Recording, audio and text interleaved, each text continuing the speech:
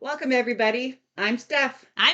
And I'm Senor Azul, and we're all imposters.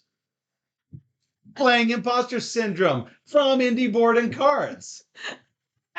This game plays 3 to 8 players and has a box play time of 30 minutes. So, if I were to say to you, hey, I've got a better version of Spyfall. Spyfall is a game that contains several images of maybe a hockey game or a board game convention.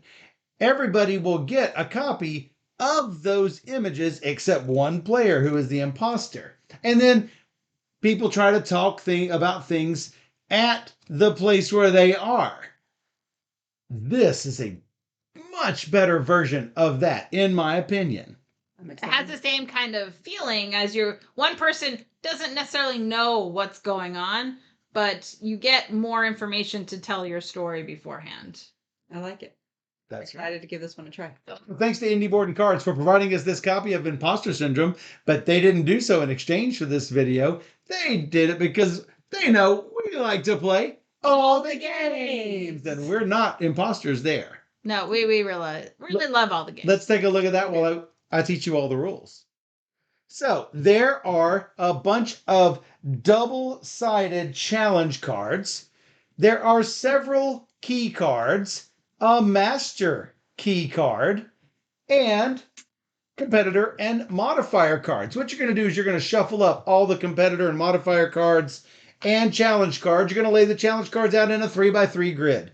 You're going to deal each player 5 competitor cards and 3 modifier cards. Based on player count, you are going to need a number of player keys where you can see there are numbers from 0 to 99.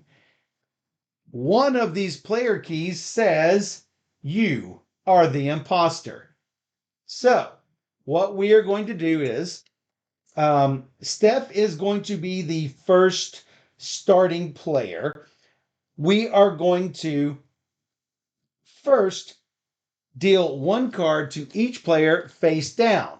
Somebody is going to be dealt the imposter card, as you see here. Now, these are going to be face down. Nobody knows who the imposter is. So all of these will be face down. Everybody knows right now Steph is the imposter.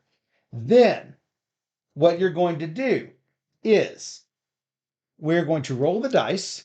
It's a D100 set of dice. So as you can see, the number rolled is 70 and 7.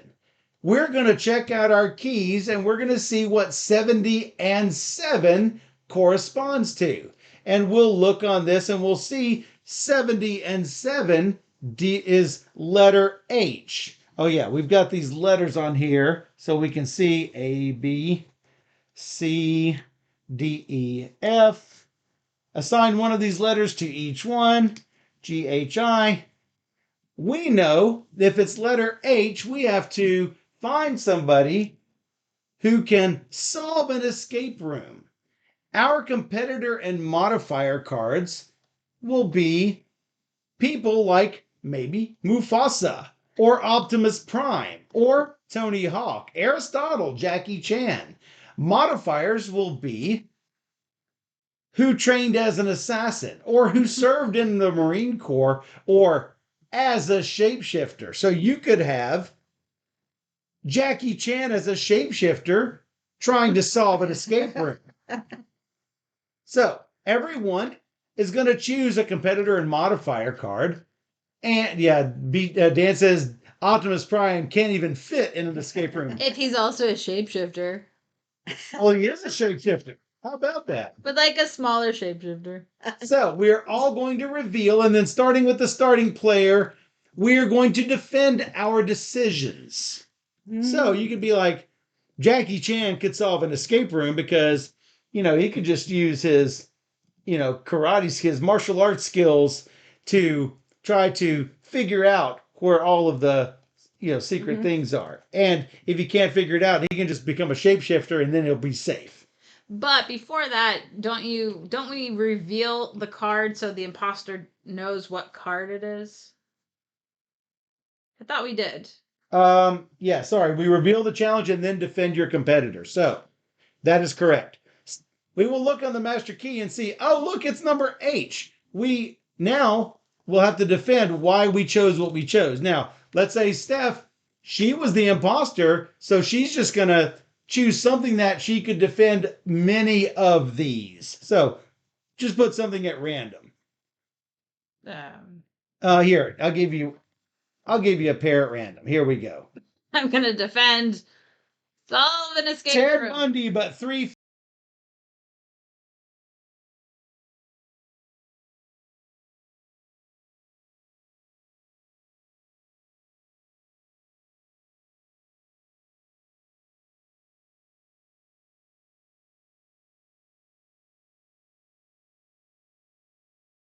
Bundy. Yeah, Ted Bundy. If Steph were to get Ted Bundy but 3 feet tall, she could say, well, Ted Bundy could solve an escape room. Yeah. You know, if he can plot out how to kill somebody, certainly he can solve an escape room. Maybe he could break out of jail. He could solve an escape room. And he can, like, because he's smaller, he could have smaller hands to do all the That's- things, and he'll get out. That's exactly right. So then we're all going to vote on who we think is the imposter. So we're going to go 3, 2, 1, point, and we're going to point at who we think is the imposter. Clearly it's me because it's always me. Well, yeah, that's true too. So, everyone who voted for the imposter gets a point. If the imposter gets no votes, the imposter gets 2 points for being so tricky. That's right. We're going to discard all the competitor and modifier cards used. We're going to draw new ones to refill the hand. And we're going to flip over the challenge card that we used. Okay. So, let's go ahead and flip that one over. Best romantic partner. So, we're going to throw all these out. Some excellent choices for that, for sure. Steph, you are the first one. Now, granted, it is possible to memorize the key. It is also possible if we were to roll a 77 again, we know it's H. Just re-roll it. It's super easy, right? So, Steph, here's yours.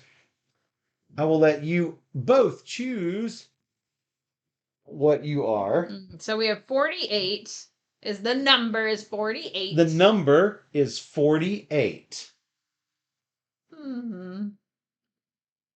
And then we must choose. Mm-hmm.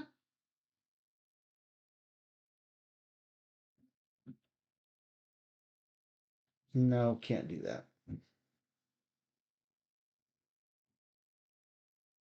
And sometimes you might not have exactly what you need, because remember when I dealt out those 5 cards, none of them really were good for the escape room. I mean, Jackie Chan, maybe. Maybe. So he would be better off winning a dance battle. I'm going to choose this. All right. Okay. Then reveal, and we are going to do the master key. The number is, you just turned it, 48. Mm-hmm. Yeah. It is D. Pass a college level calculus class. So, Steph said, Al Capone, because he was a very good businessman, he needs to know his numbers. In a time machine, because calculus. I don't know if they had calculus in college back then. We'll see if Al Capone had really been good with his numbers. He wouldn't have needed an accountant that got him busted. That's probably true. maybe there's that. Okay, so I know this is a stretch, but Smokey the Bear, very smart bear. He can talk. Okay, I mean, true. But math is going to take, calculus is hard. And so as long as he has infinite time to pass that class, he will indeed pass that class. We'll see about that. Yeah, and he always warned you, don't start the fires. Clearly, with a PhD in math, I mean, how much better can this be? Uh-huh. Yeah, no, I'm voting her. No way. What? You're voting her what? But a businessman. He's a businessman. Yeah, a bad one that had to hire an I just know. I just picked what I thought. 'Cause I he's don't think a businessman. time machine. No, I'm voting. Jovia says, OMG, Michael. OMG. Is everyone ready to vote? I think so. All right, starting player, call us. 3, 2, 1, point. What? No, is this? Yeah, hooligan. This is what happens. Reveal. That's good. Yeah. Sometimes you just get lucky. Look at you. You got her. I got her. I'm like, it's not me. It's always me. Pigs. It's always me. Look at this. Look at this. Like, Michael taking the math cards. wow. How about 2 points for me? Oh, jeez. That was amazing, is what that was. I'm trying to tell you. Everybody take one. Everybody take one. You do is not a stretch. That was the PhD in math clinched it, did it not? It was so good. That's what's screwed. Hide from the cops the longest is what we have as the replacement. Did you shuffle? I didn't do any of this because I'm still the imposter. Oh. Wow. Okay, so then we have. Oh my god. Jovia likes this game already. That's hilarious. Hold on. Don't roll them yet because you might get this, and I want you to have all the time in the world to look at your useless imposter card because it could be me. Again. Right. Okay. It could be me again. Roll it. It is 41. Well, that's far enough away, I think. 41. Are we ready? Yeah. Are we ready? Yeah. Yep. All right. All right. I need to look at feel mine like here. This is going to be the best with this. So This is all I've We'll see.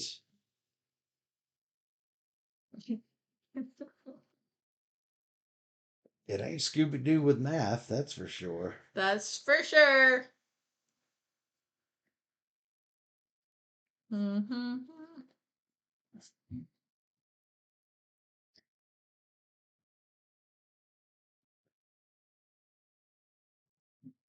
I'm gonna just bad.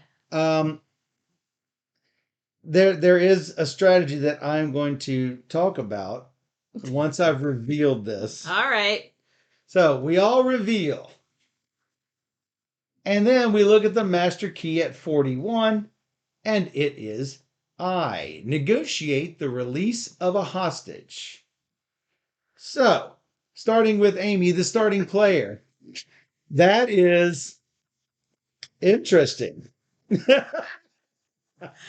hear it. Let's hear the defense of Taylor Swift in a French maid outfit. She has nothing. I mean, I could see it. So I'm just saying that people would pay millions for that. And then it'd be easy if she promised to do that. Then that might be good negotiation fodder. Or releasing hostages. It could be. Uh-huh. I chose Harry Houdini, but knows illusion magic and not just escape magic. But I thought release of a hostage, you know how he like releases himself from whatever sort of trap that he's in, like being underwater underwater sort of with the handcuffs on. And it goes with nothing else out here. Sure goes it to that either. Does go with Listen, release. I would not have put that. It's like he can try to get the hostage out. Listen, I would not have put that out because it would have done. Would have got too many. Here's Taylor Swift right here. Next. Here's Taylor Swift right here. I know, but that's what I'm saying. Like, Yeah, and that's what I'm talking about with my strategy is there's only one thing this could be good at. There's like 2 or 3 that could be good at. Nicolas Cage in a mech suit. I mean, I'm pretty sure we've seen this movie. He No. releases hostages all the time. He Uh, negotiates, and he's like dumb. He's dumb. He's always goofy and gets it done. He's an actor. He can do somebody it. who's dumb is not good at No, it. no, no, no. And in a mech suit, you're gonna. I've seen that movie. In and take the back. Listen, if somebody was going to pay for Nicolas Cage to see him in a mech suit versus seeing Taylor Swift in a French outfit, This Taylor Swift business. I'm just saying. Negotiate. Taylor Swift always wins every time. She She's is. in way more movies. Yeah, but Taylor Swift always wins. Does she though? I think it's time to vote. What do you think? Okay, voting. All right. Count us down, starting player. 3, 2, 1. It's 5. Yay! Listen, One they point were was that. One so point was risque. I had no better options. Not risque in a not family friendly way, by the way, just risque. yeah. I understand. could not. Ouch, time roller. Ouch. I like But Nick Taylor Cage. Swift is in good movies. Is she though? I think it was an emphasis on good. I think Taylor Swift is in Taylor good. Swift wins movies. everything, so I was hoping a Taylor Swift fan would. Ouchie. Wow. You need to flip over the release of the hostage to best therapist. All right. I'm going to let y'all choose your destruction again because I shuffled. So I don't want any sort of They see me rolling. extra knowledge. Rolling. All right. 15. Mm. Everybody look at your key and decide what 15 is. What did you hand me? Oh, yes. Um.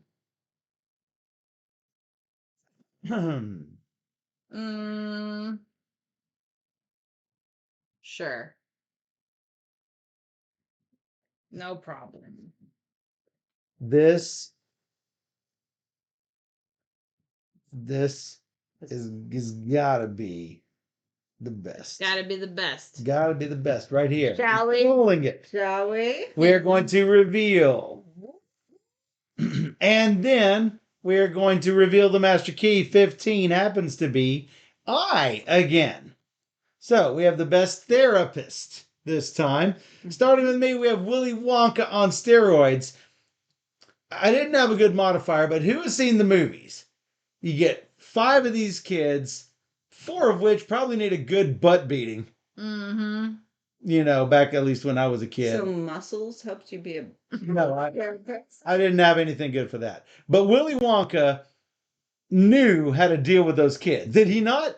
He totally knew how to deal with those kids. Best therapist. Dr. Phil with $1 billion. Because everybody pays him because he's a therapist. I'll buy it. I got it. Insta buy. This is Peter Pan after the trauma of his adolescence. He can actually connect to kids. That is true. Help them. He helps them. Like I love the movie Hook and how he can help them find their marbles. But he's only 22. It's time to vote. But it's after his teenage years. So It is after his teenage years. Mm-hmm. All right, everybody ready? Oh, I don't know. Okay. 3, 2, 1, vote. It's not me, everybody. Not me. I get the point. Wait. Do I not get any points for guessing it was you? No, because I am not the imposter. You need to make people not vote for you, and if you do, you get 2 points. I voted for you. You should have been. I knew who it was, and she's pouty facing.